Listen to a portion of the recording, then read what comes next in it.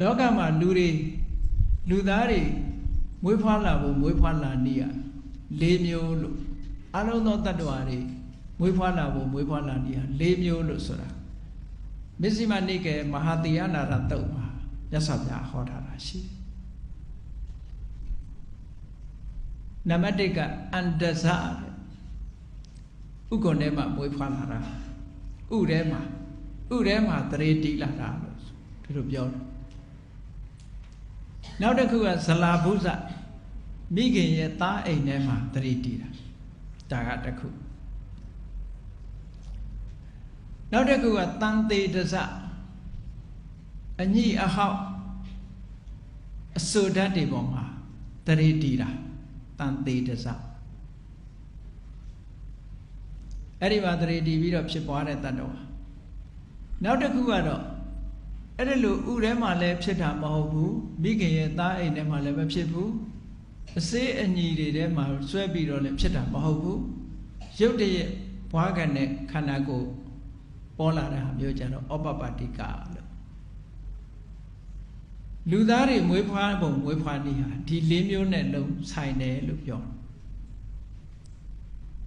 တယ်ဒါကြောင့်မလို့စာပေကျမ်းဂန်ထဲမှာတစ်ခါအဥကမွေးတယ်ဆိုတဲ့လူသားရာဇဝင်ထဲမှာပါတာမျိုးရှိတယ်ဖြစ်ထောင်ဖြစ်ခဲပေါ့ဒါတွေကဖြစ်ထောင်ဖြစ်ခဲများသောအားဖြင့်လူသားတွေဟာဇလာဘုဇပဲအဲ့ဒီအန္တဇနဲ့ဇလာဘုဇနှစ်ခုပေါင်းပြီးတော့ဂဗ္ဗတေယကလို့ဒီလိုလဲခေါ်တယ်အမိဝမ်းထဲမှာကိမ့်ပြီးတော့မွေးလာကြတာကြက်ကလေးတွေငှက်ကလေးတွေအန္တဇလူသားတွေနွားတွေဟုတ်လားဇလာဘုဇ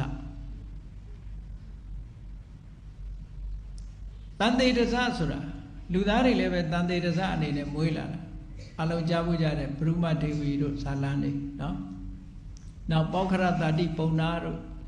ဇာပွဲထဲမှာမွေးလာတယ်ဆိုအစေးအညစ်တစ်ခုဆွဲပြီးတော့တရေတီးလာတဲ့ပုံကိုယ်တွေရှိတယ်ဩပပတ္တိကဆိုတာတော့ကဘာဦးမှာဖြစ်လေရှိတဲ့လူသားတွေပေါ့အမေဖေမရှိသေးတဲ့ခေတ်ကဘာဦးလူသားတွေဟာဩပပတ္တိကတဲ့ကိုထင်ရှားဖြစ်ပေါ်လာတဲ့မွေးဖွားနည်းနဲ့မွေးဖွားလာအဲ့တော့တတ္တဝါတွေလူလောကမှာတတ္တဝါတွေတတ္တလောကကြီးတစ်ခုလုံးမှာမွေးဖွားလာပုံမှာ၄မျိုး၄နည်းရှိတယ်လို့ဒီလိုပြောတယ်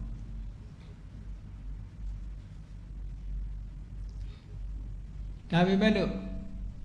အကုန်လုံးခြုံပြီးတော့ပြောတဲ့အခါကျဒီလိုပြောရတယ်ငရဲတို့နော်